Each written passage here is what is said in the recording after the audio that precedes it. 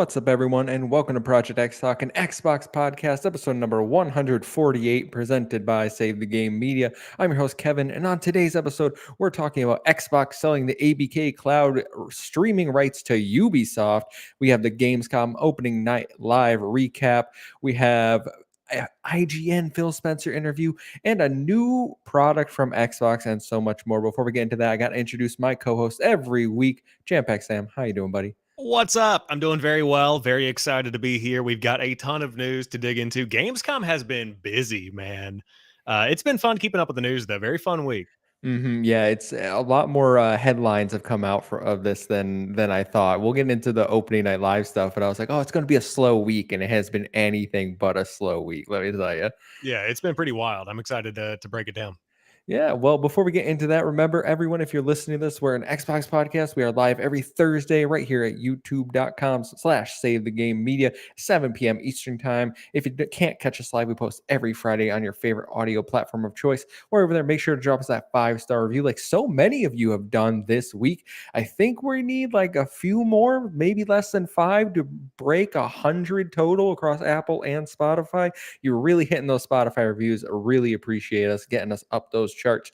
So if you want to interact with us more, please come join the Discord. And if you want to support us further, get early access to all Save the Game Media content, head over to patreon.com/Save the Game Media. Choose the tier that's right for you, like our current Patreon supporters. So thank you to Bucky Blue, Fabulous Brianna, Brianna's mom, Brianna's brother, Brianna's wife, Nikolai at Night, Cypher Primus, Brendan Myers, Marcus O'Neill, Lillian, Mimi J, The Snack Network, David Hotright, Dave Harp, the Xbox Expansion Pass, and Alpaca Tom. We appreciate each and every one of you. Thank you for your support. And I gotta say, I was mentioning those reviews, but if you're listening to this, you have mere days. On Monday, August 28th, I will be picking the winner for our Starfield Premium Digital Deluxe Edition giveaway. So if you haven't entered, you have mere hours left in the time to get that in. So tweet at me at Save Game Media, show me that you rated us, and you'll be automatically entered. If you want another chance, subscribe to the channel right here on YouTube. All right. But Sam, we got to get going. We have a jam-packed episode. Once again. So let's jump right into what have we been playing this week?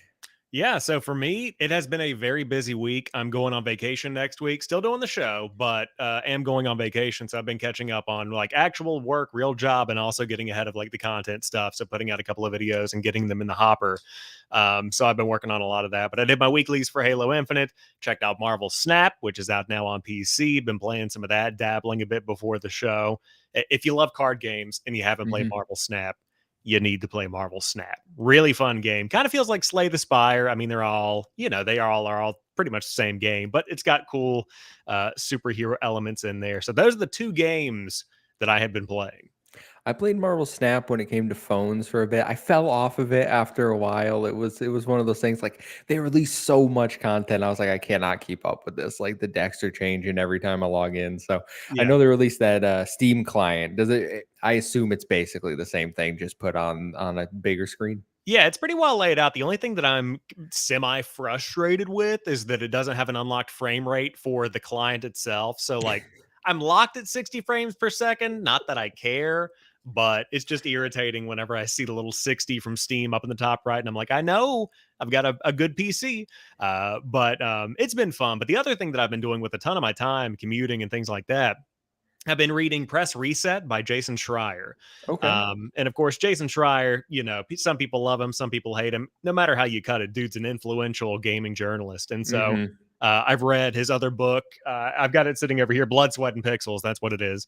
And so I picked up Press Reset from the library, and it's got so many good stories about the tumultuous development of like the BioShock franchise and, how some studios have fallen apart and where people go, how a lot of people are leaning towards indie development after they might get a little bit disheartened by layoffs on big teams like we saw this week with BioWare.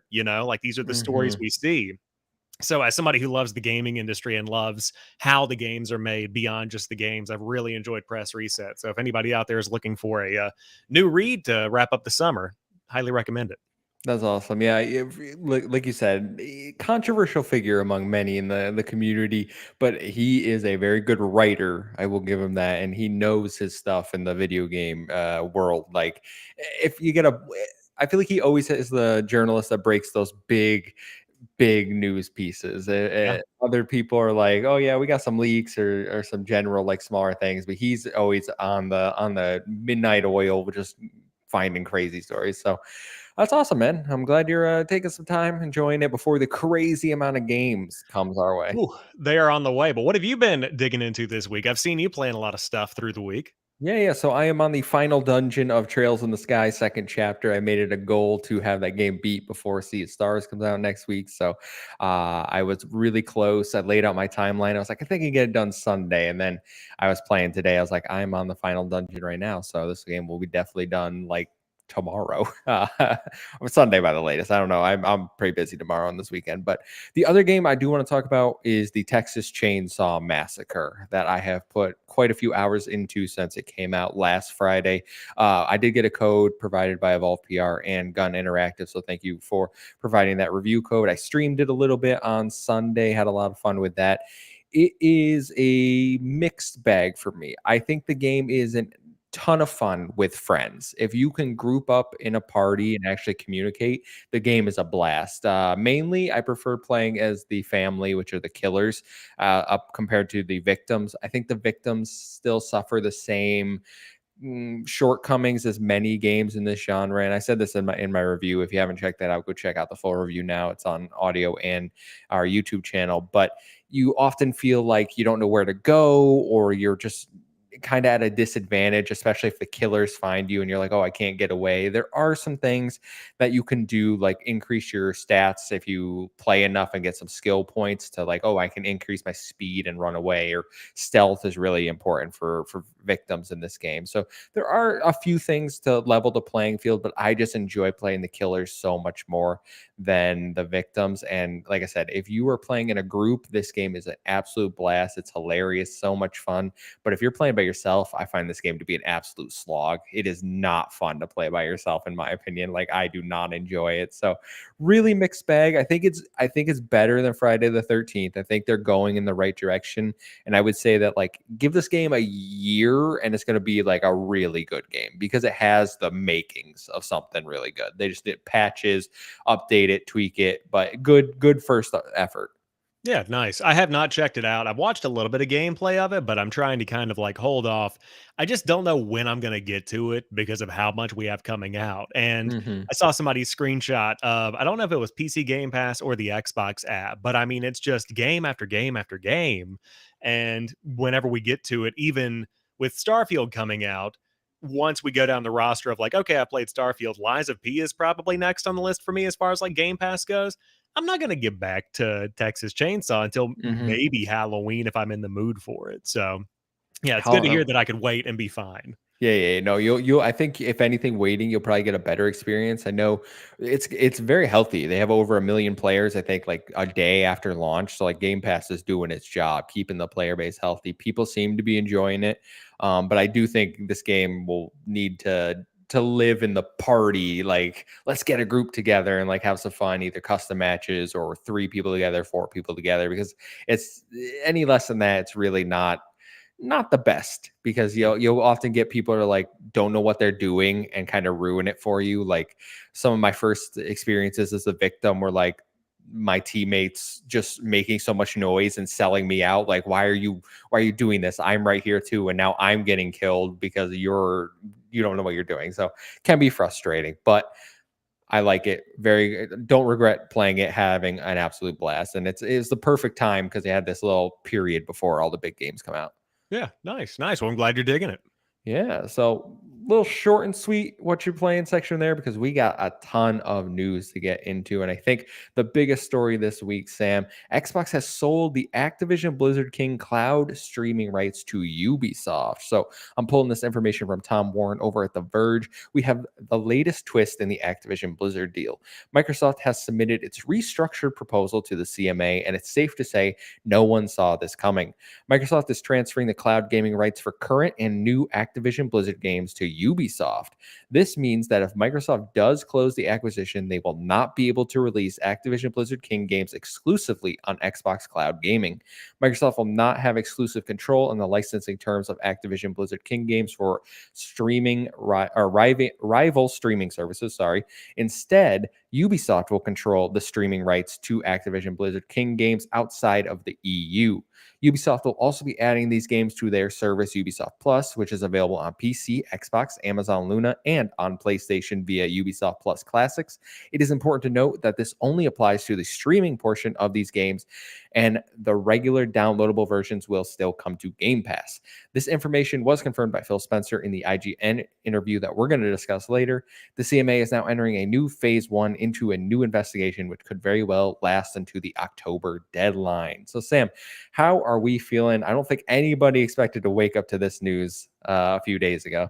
No, it was a crazy headline to read just because out of all of the partners, I mean, looking back on it, Ubisoft makes sense because they're big enough to have the infrastructure to handle that kind of deal, but they also aren't like Electronic Arts where you are baked into Game Pass Ultimate and you have a deeper relationship like that. So I think that ultimately it's a good out for Microsoft to get this thing pushed through, to have that third party where they can say, hey, we're tossing them the keys to the cloud streaming rights. CMA, are you cool with that? And then they're probably going to be like, sure, sounds great.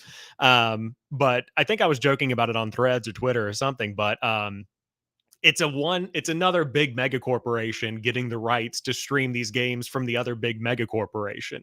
Like, it's not like you said, hey, we're giving this to Boosteroid and they can figure it out. Like, it's another big megacorp. So the CMA didn't really like change anything specifically, but Ubisoft is coming out in a big way here. And I mean, thinking about how their marketing team is handling and responding to this, you're looking at your Ubisoft Plus promotional material. You're going to rip everything off of that thing, but you're going to put up like Far Cry, you're going to put up like maybe a Tom Clancy game, and then you're going to have Call of Duty games on Ubisoft Plus as part of your marketing. That's huge. So, kudos to them for locking that deal down. That's pretty big. Yeah, there was a lot of confusion when this headline came out because a lot of people thought this meant that the Activision games weren't going to come natively to Xbox Game Pass. And like, I was on a few forums here being like, okay, guys, this is what the deal actually means. Like, still day one Game Pass for native things. The weird part about this deal is that Ubisoft now will have to sell Xbox the right to stream their own games because they'll own Activision Blizzard, but they won't own those rights. So Xbox is going to be like, here's some money. Can we stream Call of Duty now on Game Pass? And Ubisoft could very well be like, give us more money. They could also go to other rival competitors. And I doubt this will happen because I assume Microsoft will divvy up the cash. But you very well could see a thing where PlayStation is giving us the money, so we're going to let them stream this game on PS Plus, and it's not going to be streamable on Game Pass. Like, it opens up a whole new can of worms for players to argue about this stuff for sure. But it's a very well could be a weird situation we find ourselves in where Xbox owns the company but can't stream the games on their service. Yeah. I mean, I think it also comes down to the fact that, like you said, Microsoft is going to be paying for these rights. And so Microsoft is selling these rights to Ubisoft. So money is going from Ubisoft to Xbox. And then Xbox is giving the money back to Ubisoft for the streaming rights. So it's like the money's kind of changing hands. It'll probably break even. To your point, there could be bigger offers, but Microsoft is playing on a totally different level than Sony is or PlayStation is. Like, they are throwing around money that PlayStation can only dream of getting from Sony. So you're looking at a different it's just a different kind of situation where, yes, Microsoft is going to have to fork over more money, but somebody said that in the chat a minute ago. You threw it up on the screen. Lots of winners here where more people ultimately get more games. I know that I saw that Amazon Luna was never included in any deal up until this point. So now, yes, you do have to go through Ubisoft Plus to make it happen, but Luna players can now play ABK games. That's a big win. Even looking at the cloud gaming space, like, I would say the top three real competitors right now, as it stands today, are GeForce Now. You've got PlayStation, you've got Xbox. Luna's a fourth leader there. Like, I think Amazon being in that space is still big. So now everybody's going to have a deal. everybody's going to be able to have access to these games, and more people are going to play as long as everybody plays nice and throws their money where it needs to be thrown. Yeah, TJI in the chat says Ubisoft has no incentive to make the streaming rights exclusive. Xbox also likely baked into the deal that they'll always have access to the games. I don't know if they're allowed to bake in the last part. I assume that Ubisoft will like. I was just saying in a weird situation, it could happen, but I don't think it's going to. I assume Ubisoft and Xbox for this deal are going to play nice, and it's probably a minimal licensing fee that Xbox will have to pay to stream the games. But Ubisoft is coming out, Ghostly March in the chat, Ubisoft is coming out very well in this deal because they're going to make a lot more money by licensing these games out to other services. Like I fully expect we'll see things on PlayStation Plus, on GeForce Now, on all these other rival streaming services that probably wouldn't have been there before. I know Xbox have been making some deals, but this is very good for Ubisoft, who has been struggling financially. I do want to just say, like, Ubisoft Plus, I don't think is a particularly good deal. It's like $19 a month. Yeah. But that's why I'm saying if you're looking for these, maybe just wait to see where they license them to, Game Pass, obviously. But if you don't have Xbox Game Pass, like look elsewhere before you go over to Ubisoft Plus right away. It's one of those things where Ubisoft, I'm not sure what the future for Ubisoft holds personally. We know they've been canceling a lot of games. Now maybe they should go in on the streaming game. Is this a sign? I will say, Sam, and I don't know if you agree with this. This completely takes Ubisoft off the board for any Activision any acquisition by Microsoft. They cannot buy Ubisoft. Yeah. Well, I think that, I mean, looking at the past couple of years, Yves Guillemot and the family fought off this hostile acquisition by Vivendi. And I think that as a company, they're obviously no one doesn't have a price. Ubisoft could be bought by Tencent or whatever if the money was there and the price was high enough.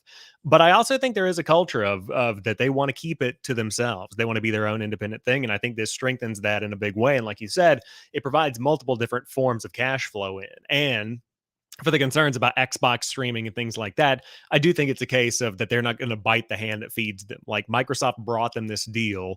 They aren't going to burn that bridge with Phil on the eve of Microsoft really hitting that point where they are getting hit after hit after hit and becoming a dominant force in the gaming industry with ABK. Because I can't remember if the deal is for 10 or 15 years. I know it's a very long deal for this licensing agreement. Do you know? Did you have something? Sorry, I was muted. Yeah, sorry, I was just talking about it's 15. Yeah, so like 15 years of a deal here. I know that they want to keep that going after the deal is up in 15 years. So making sure that agreement benefits Microsoft to the point that it's still legal and is cool with the CMA, I think is probably what they're going to be doing. But yeah, they've got a lot of money to make here. So kudos to them. And I hope they stay independent. I think Ubisoft is about to have a mini version of what Xbox is about to have, with The Crew being really good. You've got X Defiant that's coming out. That's a really good shooter. I hope that it takes off. Assassin's Creed has multiple years of really solid looking games planned. And they're getting back to the roots. Once Skull and Bones is out and dead, they're looking good after that. Like, yeah, forget about Skull and Bones. That never happened. What game? I don't know what you're talking about. There's no closed beta this weekend. But like, yeah, once that's out, they look really good. So I'm excited for them. They should just shadow drop Skull and Bones and then just no marketing, pretend like we don't what game on the storefront. What are you talking about? I want to bring up this comment here from TJI who says the deal is garbage. The EU mandate ensured all Activision Blizzard games will be free for anyone who wants it. The CMA deal adds on extra two parties, Xbox, Ubisoft, who need to get paid. So yeah. Like I said in the write-up, so this deal where Ubisoft has the rights is everyone outside of the EU, because the way they've structured it is that Microsoft will still fulfill its obligations to people like Boosteroid, where they made those 10-year commitments, right? And we know the EU accepted the proposal that I believe the proposal said, if I remember correctly, that if you buy the game, you get a license to stream it anywhere you want on any streaming platform. So the EU is kind of making out a little better than than what we have going on here is a little more complicated. But at the end of the day, this is what we got to do to get it through. So I don't personally have a problem with it. It's weird because Ubisoft, we know, has been looking to sell, and we've heard rumblings of like, oh, Microsoft wants them. That's off the table now, in my opinion. Could PlayStation buy Ubisoft? And then we have a whole different scenario where PlayStation controls the streaming rights to Activision Blizzard games. Like, that is a crazy world that we could live in. And I don't know if that'll happen. Maybe Tencent comes in and picks up Ubisoft, because I think they're just on the board looking for that money. But also maybe they, like you said, have that giant revitalization of their games. So we'll see what happens. Do you have any other closing comments on this topic? No, I mean, I think that my biggest reaction to the news, too, just to kind of close it out, is that whenever I saw this, we're talking about a small fraction of the gaming population and a way to play. This is like talking about Netflix and the streaming rights for Stranger Things, but they're selling the cable rights to ABC. No one cares. Like, we all watch it on Netflix. And so with Xbox, it is that we still have Game Pass, we still have the ability to buy games, and then that the fractional group of the gaming audience is able to stream where they want. And so it's cool that that's happening right now. I think that the cloud gaming stuff will matter more in 5, 10, 15 years, whenever infrastructure is better, whenever more people are playing cloud gaming. Right now, this is just a means to an end to get the deal done, and it is what it is. Like, we're talking about thousands of people, not tens of thousands probably on any Mm-hmm. regular given day. It's just not as big as it might seem when you're reading the headlines. Yeah, for sure. Cloud gaming is still very much in its infancy, which I think speaks to the length that Microsoft is comfortable making these deals, 10, 15 years, where they're like, we don't see it progressing that much in that amount of time because the infrastructure just isn't quite there yet. Gamers haven't really bought into it. So I don't think it's going to blow up, and that's going to be the main way everyone's playing games in 10 years. So I think it's good to have it on the board that long. So we'll see what happens, but we got to talk about Gamescom Opening Night Live. Sam, first of all, did you watch the show? I did, yes. I watched it after the fact, so I was not live, but I have watched it, yes. What is your overall impressions of Opening Night Live? I think opening night live, I went in with no expectations, had the chat closed, didn't read any previews or anything. And I think that coming out of that, if I was giving it a rating, I would say, like, for me, it was like an 8 out of 10. Had some cool looking games there. Nothing that was blowing my mind, but it was a deeper look, at least a slightly deeper look, at a lot of the games we have coming out. Phantom Liberty, that kind of thing, that we saw a little bit more of a deeper look at. But I thought it was good. I thought it was fun. I thought that it was a good way to kick off Gamescom. Yeah, Opening Night Live is always very hit or miss for me. I think this one was kind of on the lower end, where I watched it and after fact I went, well, okay, that was Yep. there was some stuff there that I liked seeing. Most of it was kind of a lull for me, little dull.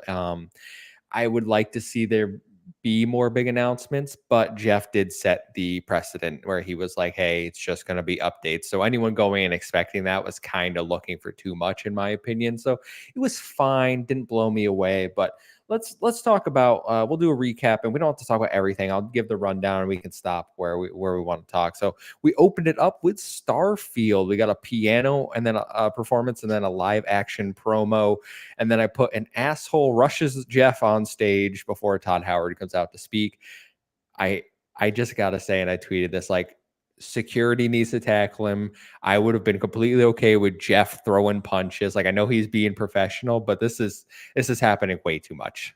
Yeah, and it's hard because there's no answer to the problem, because it's not like if you give people the like frisk before they come into the arena or wherever these things are held, it's not like you're going to be able to be like, "Oh, you plan on running on the stage," like you can't. It's just got to be maybe like a gated thing or something in front of the audience at this point, because now the precedent's been set. But yeah, super huge bummer. Jeff handled it really well, Mhm. and I think the team had said they had prepared for something like this after what happened with the Game Awards. So it wasn't as bad as it could have been. But yeah, if you're out there and you're thinking, hey, I'm going to run on stage and grab the mic, don't.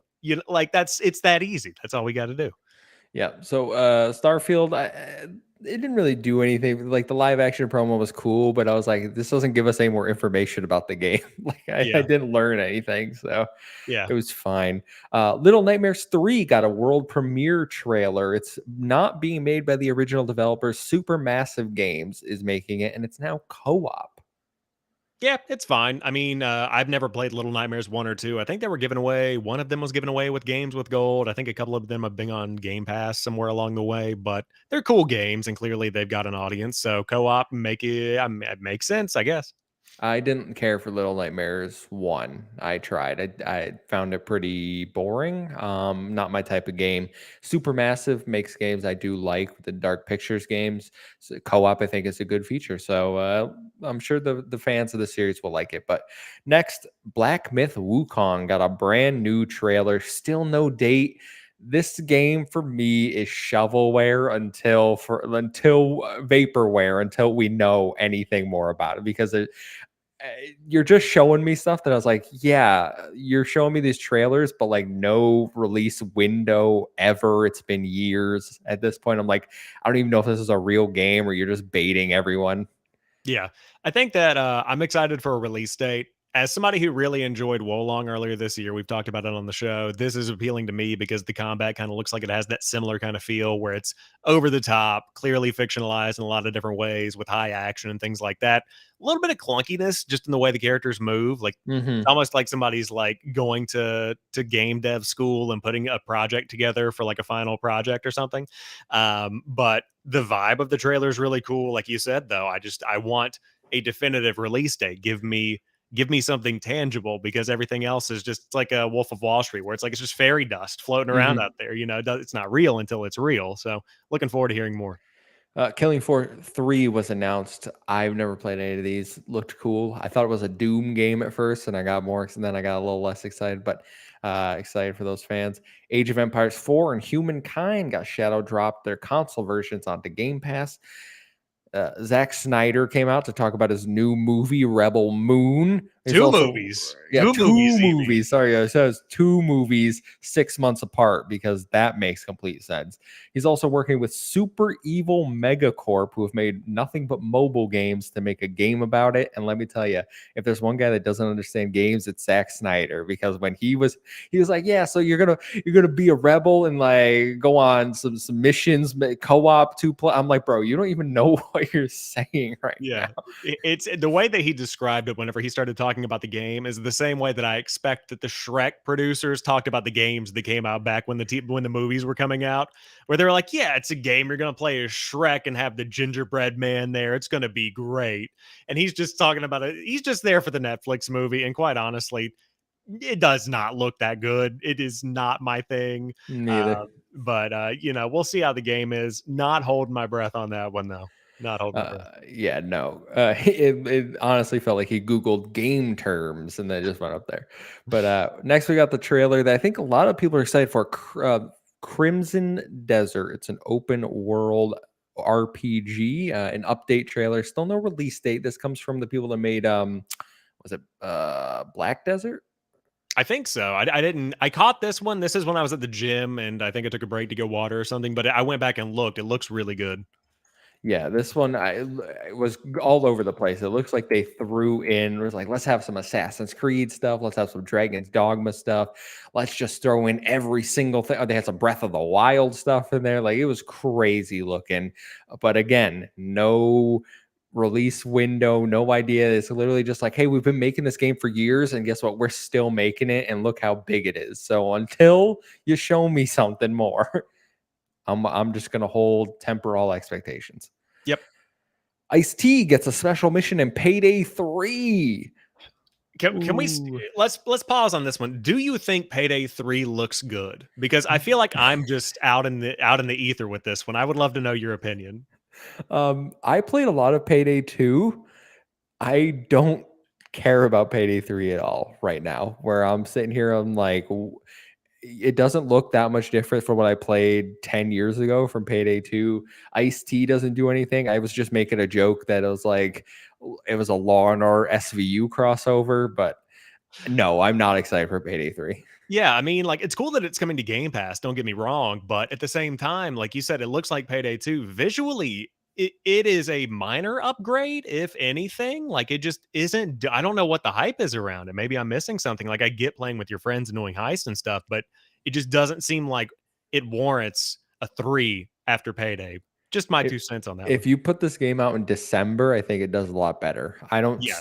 don't know who's stopping to play it in September when you have all these other games around. I just don't know why they're releasing it then. Yeah, they should kick it out for sure. Tom says Payday's better on PC. I played Payday 2 on PC.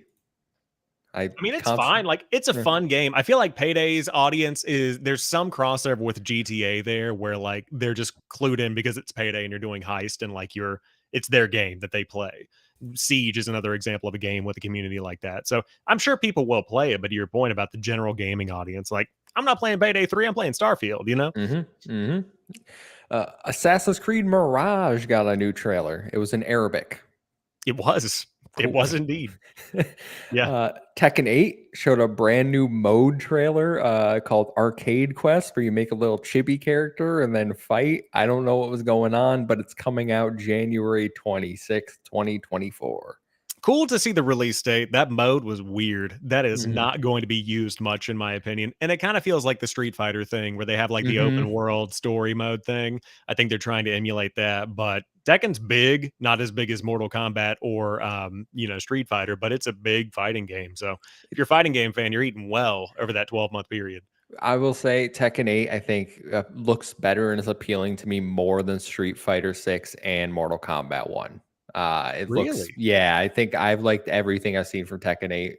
I don't know if I'll get into it because I'm not very good at Tekken, but I'm liking what I'm seeing. The release date did get leaked before Gamescom Yeah. Opening Night, so I saw that prior to it, but looking good. January is a good time for it. Gets it out of this year, gives it a little breathing room from the other fighting games.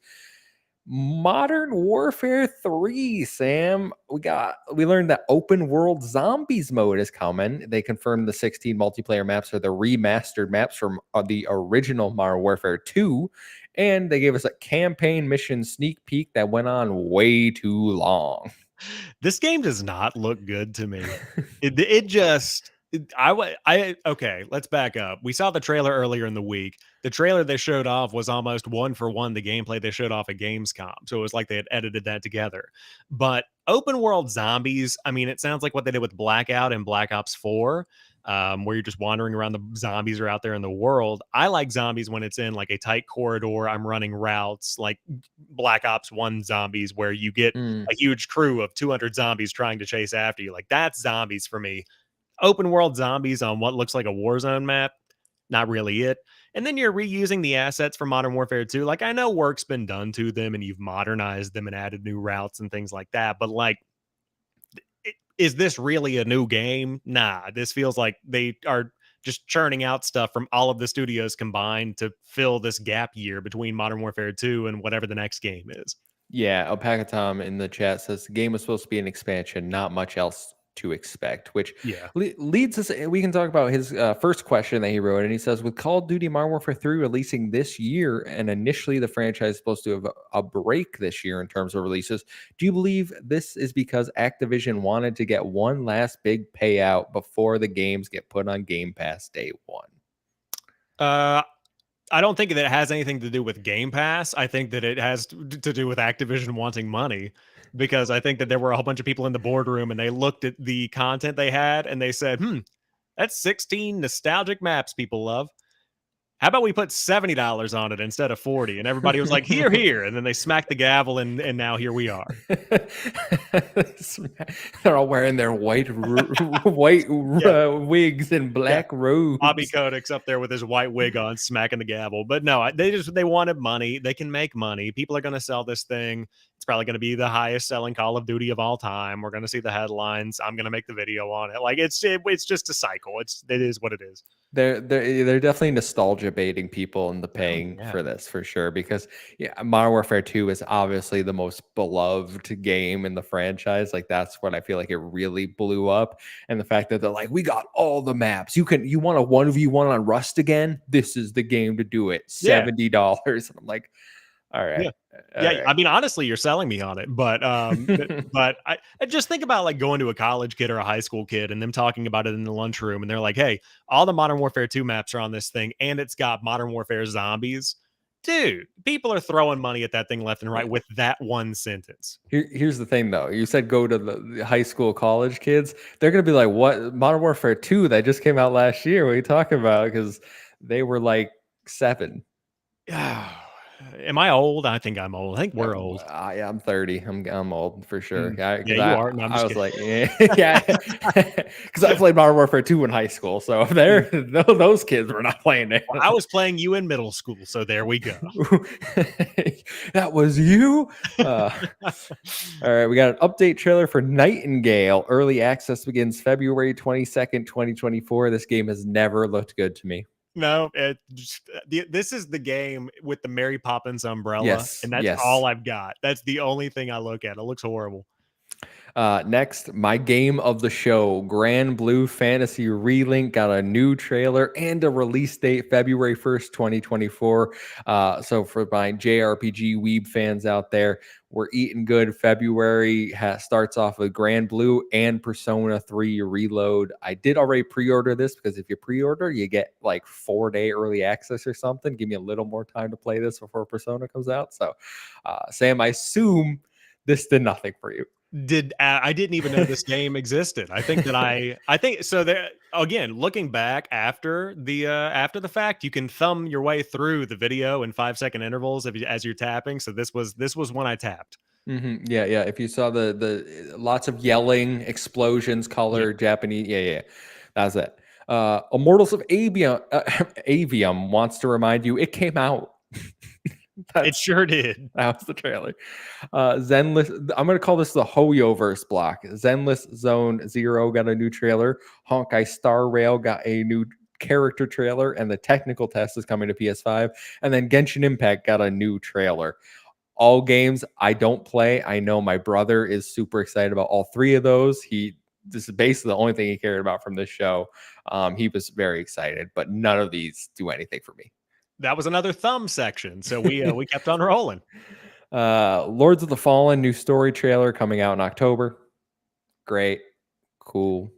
Yeah, Not for me. I'll probably pre-order Lords of the Fallen. I'm feeling it. I traded in a couple of controllers at GameStop last week and got some store credit, so I'll probably get the physical version just because the box art looks sick. But I mean, the story trailer is fine. I want more gameplay, and we've gotten 20 minutes of gameplay, so like I'm good on it. But yeah, Lords of the Fallen, sleeper hit of the fall. I'm looking forward to it. My brother's in the chat and he says, "Gonna fund Hoyoverse until I get a board seat." Dream big, dream big. Sonic Superstars, not Superstars. Sonic Superstars got a new multiplayer trailer and a release date. It's coming out October 17th because of course it is. How far away is that from Mario Wonder? It's 3 days before Mario Wonder. Why would you do that? Why didn't Sonic Frontiers launch in December of last year? Wasn't that like a late year game? No, I think it was late November last year. Why not just why get in the way of isn't this right before Spider-Man 2? Yep, same day as Mario and Spider-Man. Horrendous decision, but I mean, the Sonic fans are going to go after it. At this point, I think they're just going for the core audience, right? I'm the core audience. I love Sonic. I love the look of this game. I already have Mario pre-ordered and paid off, and now I'm like, I have to buy this too. And when am I gonna play it? Alan Wake was supposed to come out this day, and then that got delayed 10 days. Like, what is happening in October? Why is December being ignored? I don't know, but yeah, Sonic Superstars looks cool. I think that the Sonic Frontiers Final Horizon free update that we're going to talk about, that's the bigger thing for me as somebody who's like dabbled in Frontiers. This could bring me back to pick that up again. So that was pretty cool. Yes, the Final Horizon free update comes with new story, new playable characters, and comes out September 28th. Again, terrible timing. Why are you putting this out in September? You could have held this. I could have jumped back in and been like, what's going on? I do think You say new playable characters. If Shadow the Hedgehog is not one of those, I'm gonna be mad. Why is Sega? I tweeted Sega needs to stop treating my boy like a second-class citizen. All right, he is important to the franchise. I'm thinking back. I don't know if you're going to be disappointed in me or proud of me, but I think the only Sonic game that I finished is Shadow the Hedgehog on PS2. Yes, I think that underrated. I think that's my only Sonic game that I finished. And also, my mom dropped me off at a Best Buy when I was like 8, and I played it on the demo kiosk for like, I'm not kidding you, 2 hours. So yeah, that's 80% of my experience with Sonic in my life. Listen, I am the biggest Shadow. I love Shadow the Hedgehog all since he was introduced in Sonic Adventure 2. But Shadow the Hedgehog, the game, is awesome. Not only because you get Shadow with guns and he's like shooting people, but like it has branching storylines. Like you can be like, oh, I'm chaotic evil, I'm neutral evil, I'm chaotic good, I'm neutral, I'm lawful good. Like they made that meme format in a game way back in the early 2000s. Okay. That game is great. I don't care what anyone says. Give me Shadow the Hedgehog. And to answer Ghostly March in the chat, can I place Amy? I believe Amy's already a playable character, or at least will be. I saw on the little wheel that I'm pretty sure you can play as Tails, Amy, and Knuckles. So, yes. But why would you want to? You can play as Amy in Sonic Superstars. Same cast, actually. It's the same. You could play as those 4 as well. Anyway.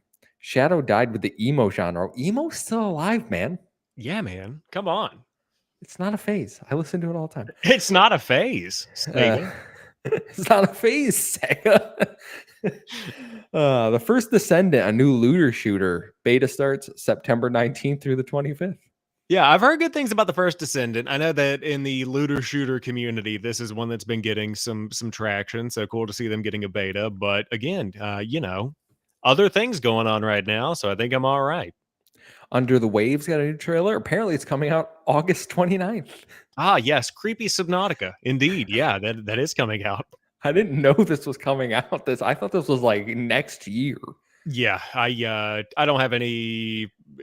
I'm never playing this, Me but either. yeah, congrats to the people that are looking forward to that in 5 days. Fort Solace, we had Troy Baker, Roger Clark, and Julia Brown being awkward on stage. Game is out now on PS5 and PC, getting middling reviews, unfortunately. Yeah, I didn't see the reviews on it, but I know the trailer they showed off visually looks very impressive. I mean, I don't know how much rendering is going on behind the scenes to make that happen on how high end of a PC, but if and when it comes to Xbox, I'll probably pick that up when it's on sale for sure. I mean, Troy Baker, Roger Clark, and Julia Brown's a pretty solid cast. Very awkward on stage, like you said, but solid cast. So yeah, looks good. Sitting at a 63 currently on Open Critics. So sounds like a $15 Xbox sale pickup in 2026. Focus and Saber broke my heart because I saw Focus and got excited. Then I saw Saber and got unexcited. They revealed Expeditions, a Mud Runner game coming 2024. You ever played a Mud Runner game? No.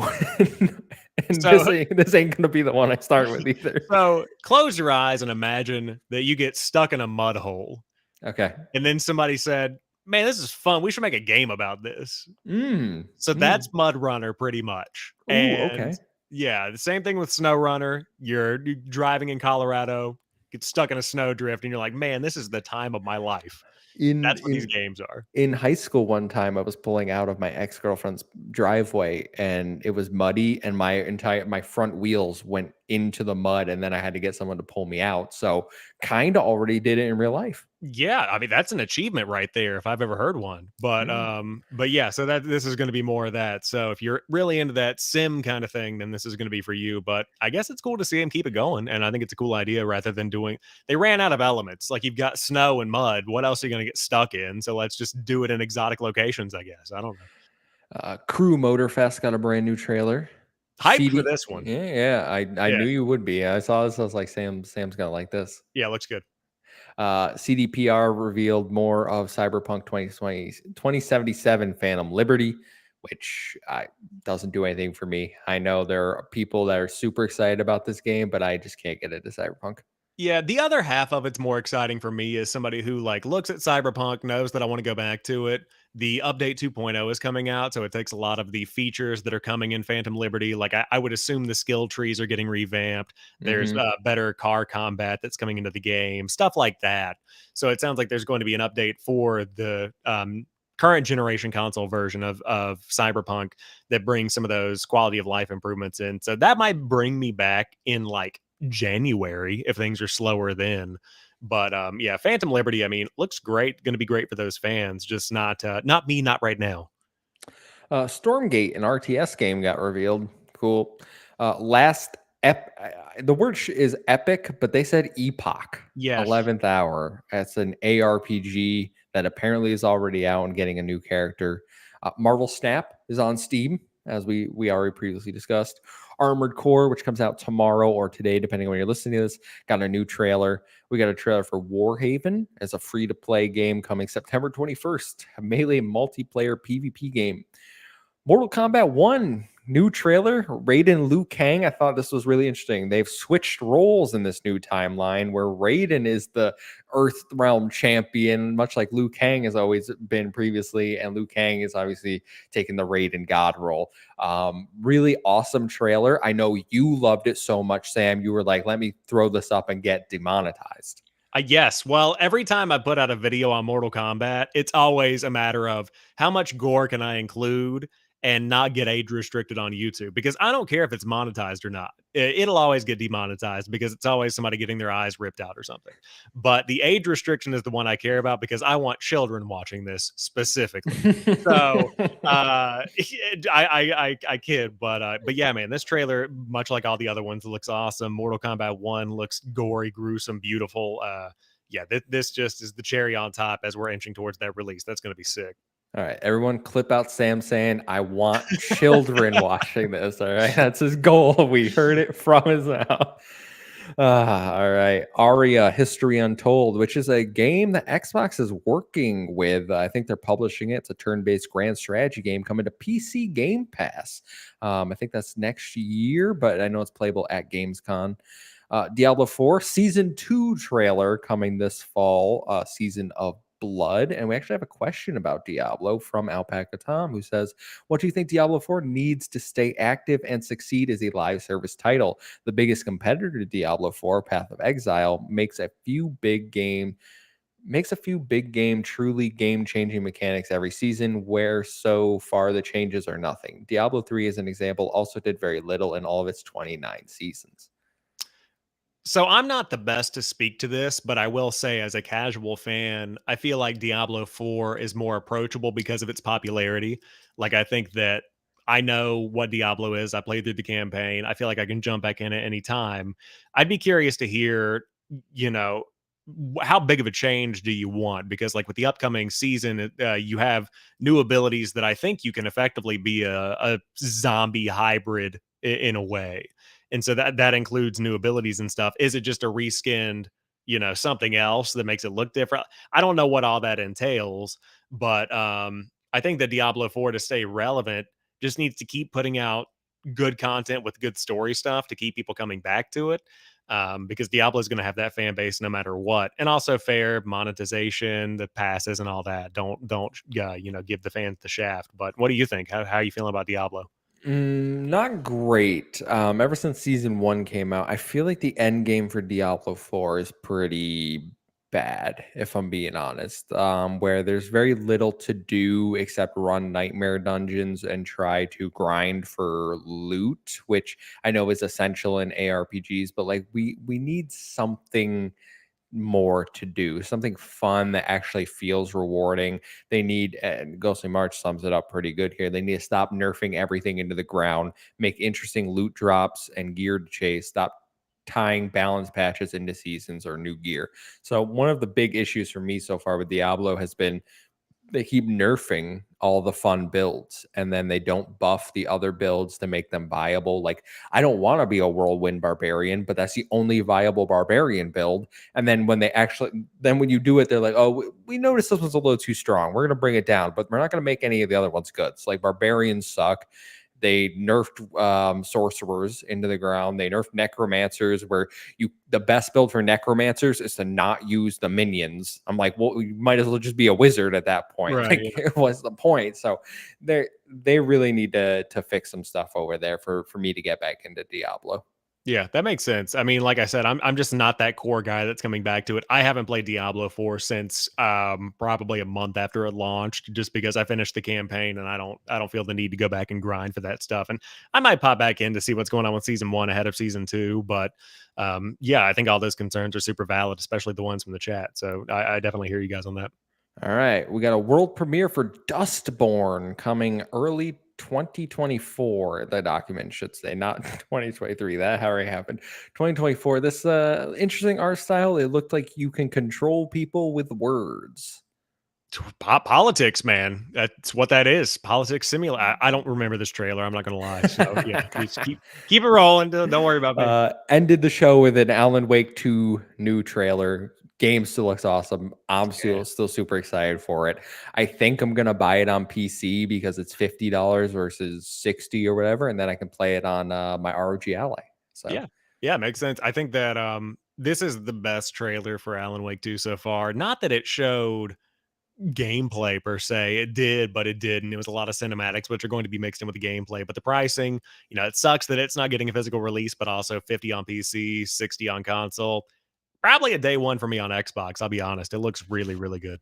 Yeah. I'm not usually survival horror, but I love Alan Wake and Remedy. I trust them to make great games. So that was Gamescom Opening Night live, but not the only Gamescom news, because Phil Spencer did an interview with Dustin Legary over at IGN. They sat down to talk about a variety of topics, including Starfield, Final Fantasy, and the Series S. Here are the biggest headlines from the interview, so we'll go through these.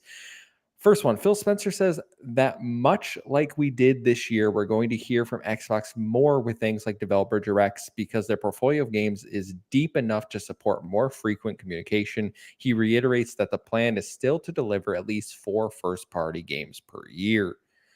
Great.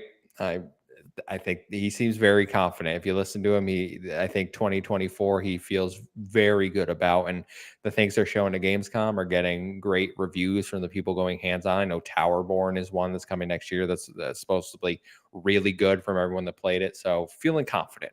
Yeah, no, I think this is good. I think that we're going to get into a cadence, much like PlayStation's conferences that they hold, their updates that they hold, where not everyone's going to hit. Not everyone is going to be good. But the fact of the matter is, up until this point, Xbox hasn't, or the Xbox community, I should say, hasn't had something to react to. Like, we've just had nothing until E3 / Summer Game Fest and potentially like an announcement of the Game Awards with the Xbox Series X and S. So with this regular communication, hopefully we can just have conversations. We can have more cannon fodder for the podcast that we do. And yeah, more talking. It's always good about the games that are coming out.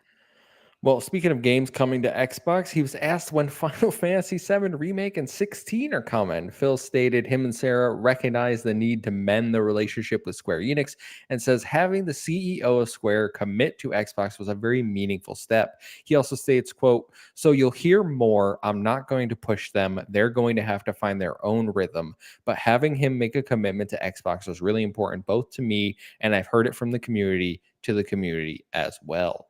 So we talked about this when the news came out, Final Fantasy 14, that this was a statement from Square Enix that you should expect more games coming to the platform. Phil obviously can't sit here and be like, next year Final Fantasy 7 Remake. He can't give those timelines, and I think that's what he means by, we're not going to push them. Like, they're going to work on it and get us the games, and going forward, like, we're going to work with them and get that cadence going.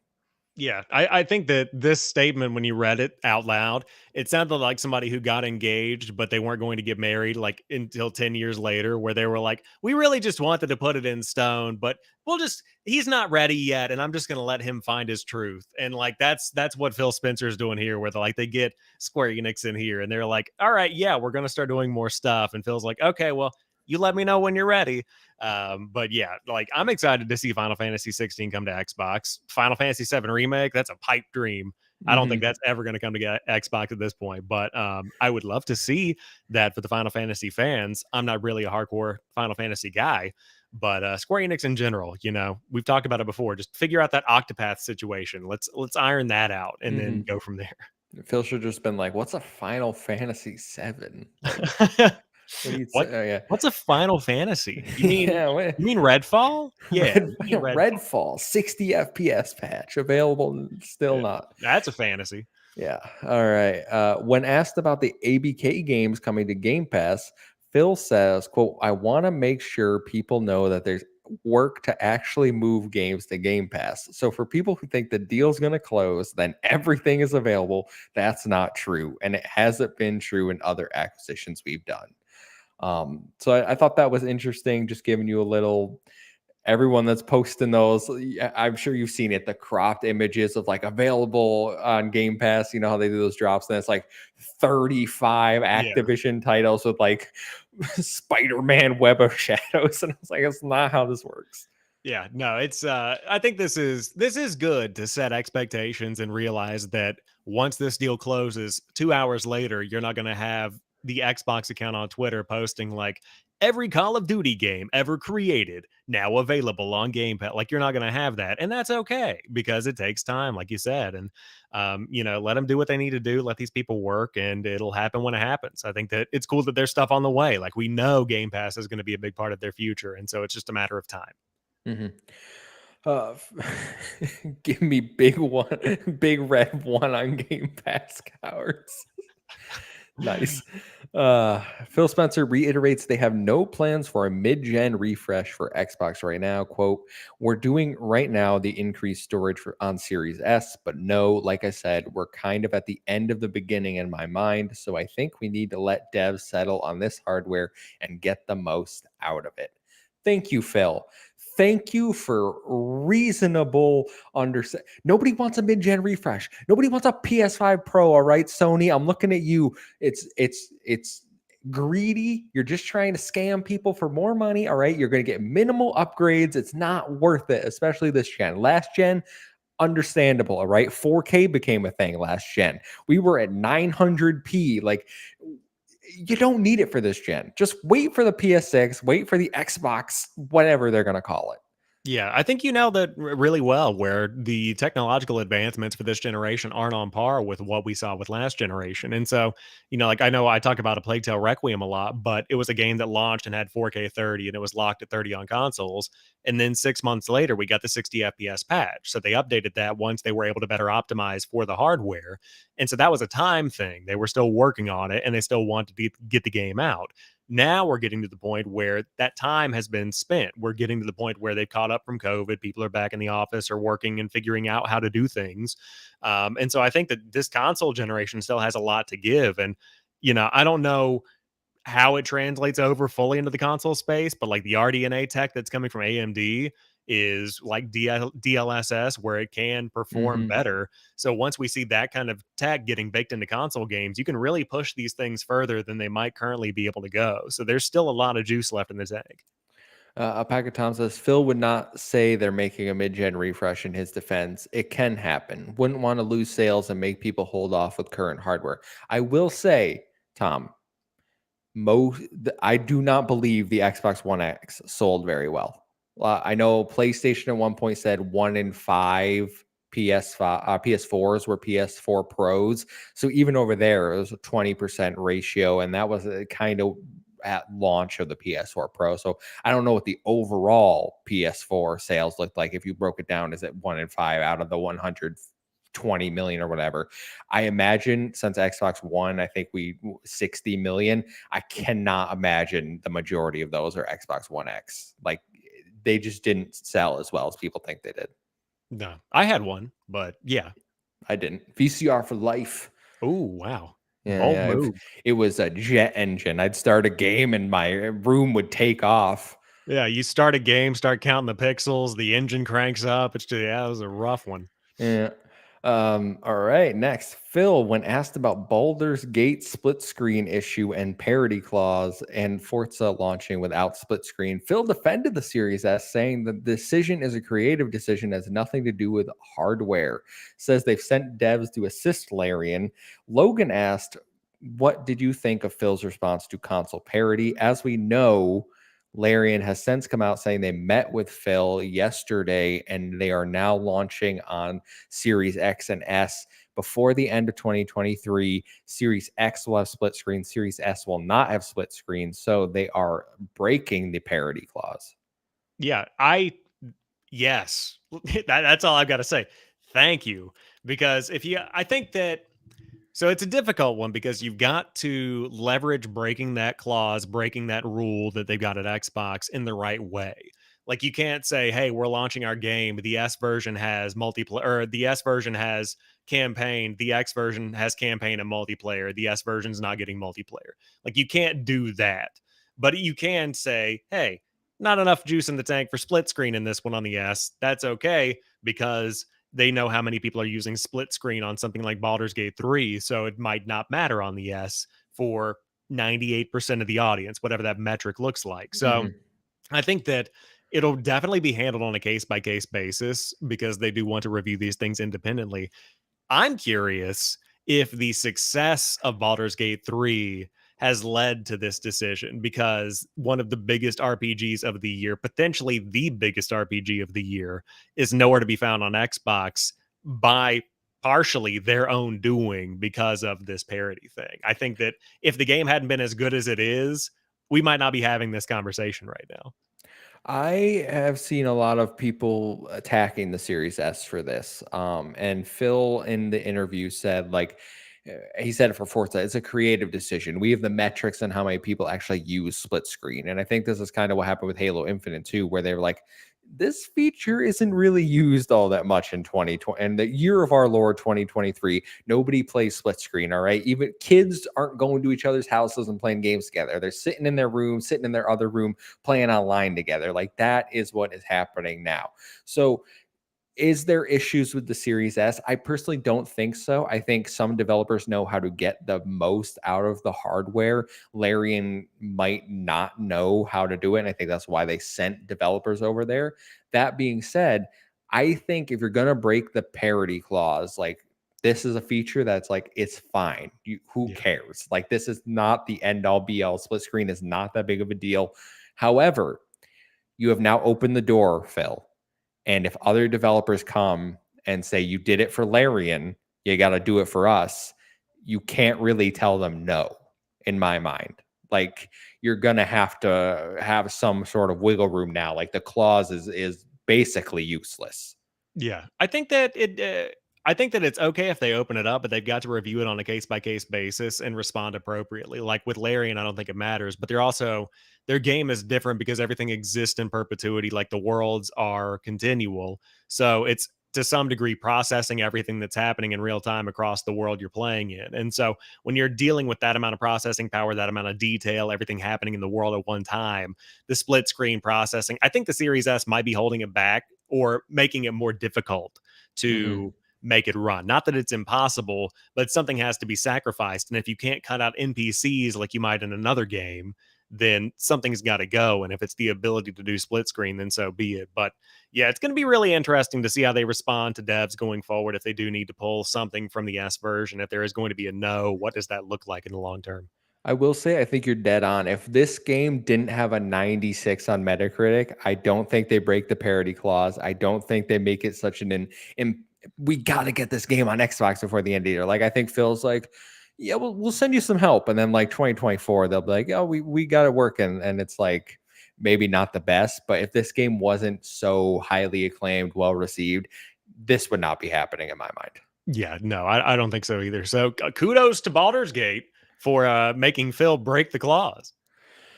Final question. Destin asks Phil how he feels about other executives not buying into Game Pass, specifically Bobby Kotick testifying that he would not put ABK games into it.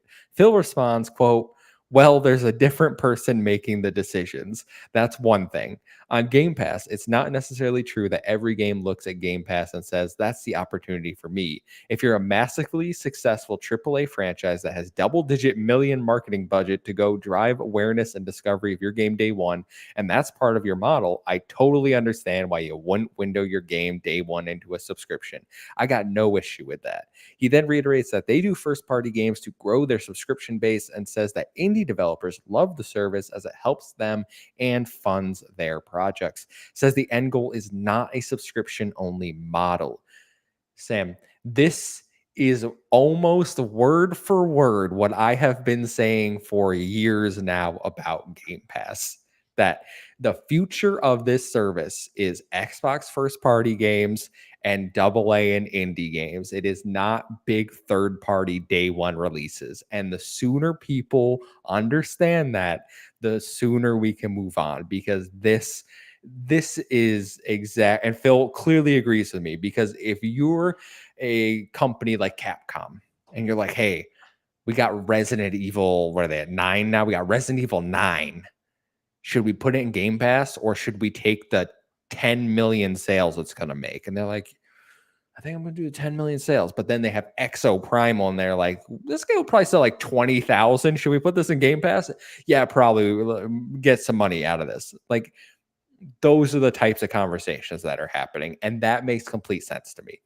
Yeah, no, I think it makes total sense. And I think to add to that too, like we've had Resident Evil games come to Game Pass, but it's in that second life kind of situation where once Resident Evil 7 has done its time, it's almost like a movie. Once it's been in the theater, then it comes to your at-home DVD and Blu-ray and your streaming services. And so once a game gets out and it's been floating around for a year, then they might toss something like Sonic Frontiers, for example, into the Game Pass service. And any kind of big release can come there anytime. But it's cool that they're giving devs a new tool to offer games if they think that it fits their model and if they crunch the numbers and it makes sense. Like I'm thinking about 33 Immortals, I think is the game that is a really good example of it. It's going to thrive off of a community. And so it gives people that community on day one. Whereas if you were to charge $25 a pop for access to 33 Immortals, you might not have 33 Immortals on day one. Like you've got to have people in the hopper to dive in there and play it. So I think that it's just the best part of that whole interview for me was whenever he looked at Destin and he was like, look at me, I am the captain now. Like Bobby Kodak's not running anything. Once that money's gone, once his wallet's empty, you don't worry about it. I'm the one who puts games in Game Pass. I am the one who knocks. Like that was cracked up where he's like, well, Bobby ain't making those decisions. It was like, funny because he paused and he was trying to figure out a way to say it nicely. And then he just kind of like just went in. He was like, oh, he's not the one making the choices right now. So yeah, it felt really good. It was he might as well have been like, well, once this deal closed, Bobby's gone. Honestly, yeah. It was just funny because it had the energy of somebody who just went in and bought the entire store that they're in, and then employees coming up and it's like, you can't do that. And he's like, I own you. Like, that was the same energy that I got. So it was very nice. I enjoyed it. Yeah. Well, I think I completely agree with Phil. This is exactly how I view Game Pass. If people still expect every big third part, like, oh, is Elden Ring going to come to Game? Everyone was delusional when people think Elden Ring was coming to Game Pass. All right. I mean, it's never going to happen. I'll also say there was another interview, and I forget who it was with. I was reading about it today, but they were talking about how the dominoes are being set up for Xbox to really hit a good cadence of stuff. And so they were talking about like we said, 4 first-party games a year that are coming out on like a quarterly cadence. But on top of that, you've got big Game Pass support from third parties and indies, and you've got those third parties that are coming in just releasing games on Game Pass. And we see in Immortals of Avium, dynamic background, dynamic wallpaper that's out now on Xbox. And so the marketing deals aren't just stopping with you either sign up for Game Pass and get some time in the spotlight, or you just put your game out traditionally.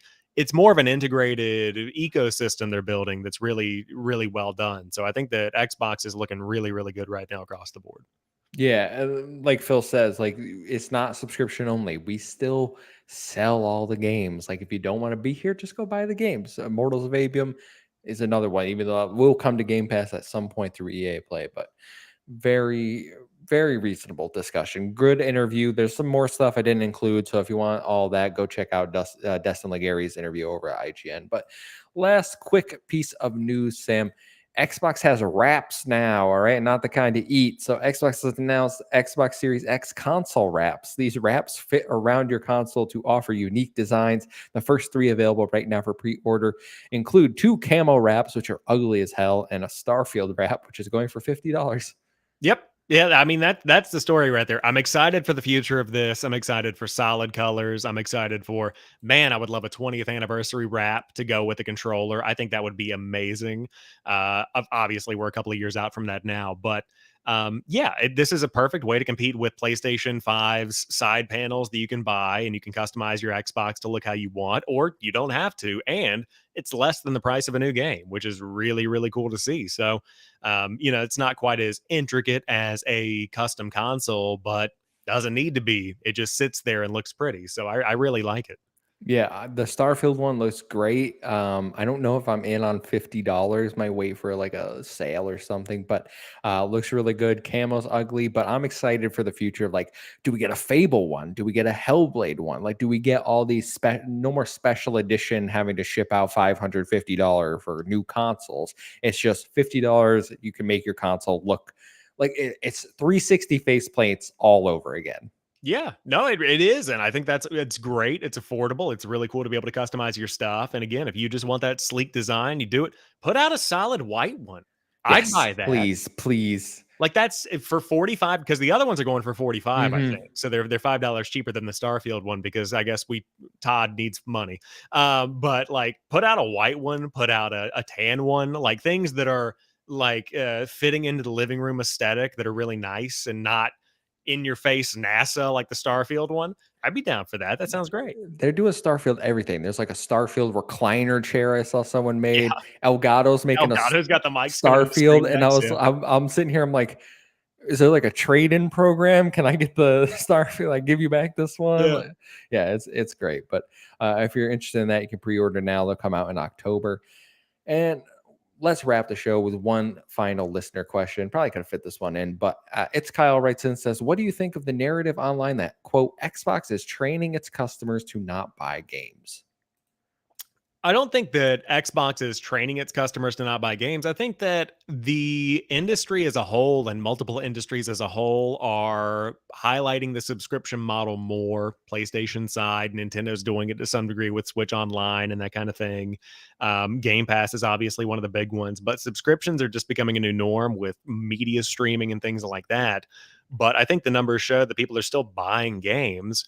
And it's not any worse in my mind than the Black Friday clause. At least that's what I, would call it back in the day, where if a game like Immortals of Avian comes out, I can buy it on Black Friday, or like you said, it's coming to Game Pass at some point with EA Play. So I don't see it as a big issue. I don't think it's an Xbox sourced issue, but I think that the times are just changing, and people are still buying games, but they might be more reluctant to go in on day one if they do know something's going to be coming eventually.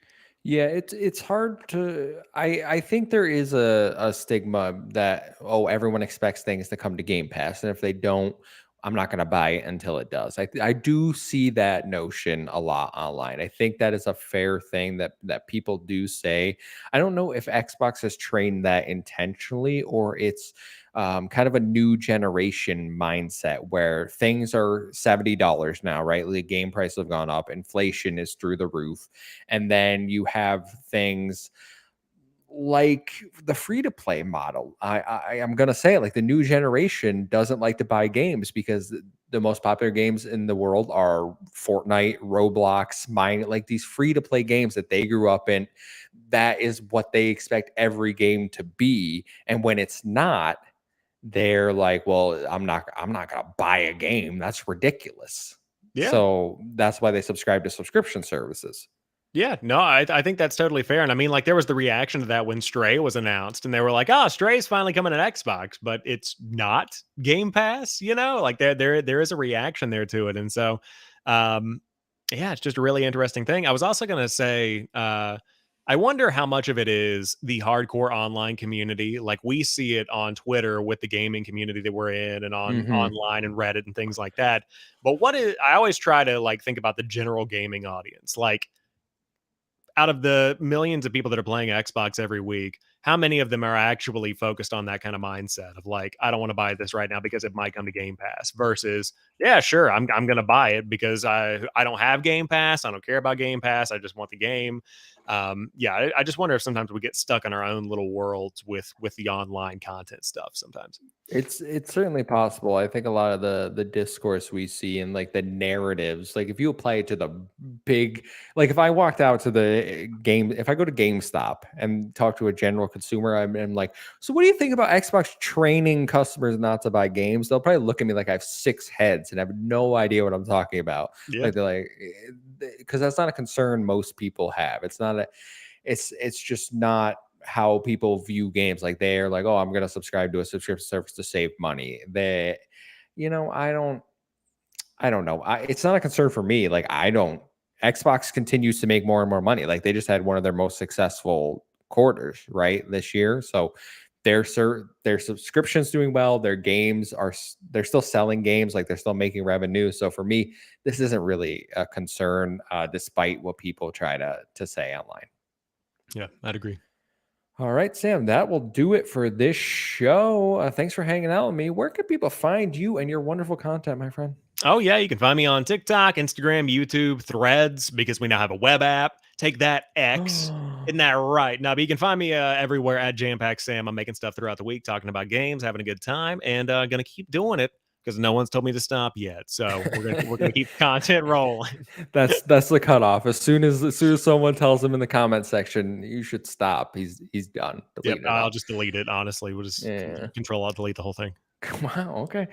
You can find me over at the Muffin Mon on X or Twitter. We're just called Twitter. It's a 1 and 7 I, O and 7A. Follow us at Save Game Media over there. Make sure you get those Starfield entries in. I want to give you a free game. We're also doing it for Spider-Man. If you want to rate No Limits and send us that one.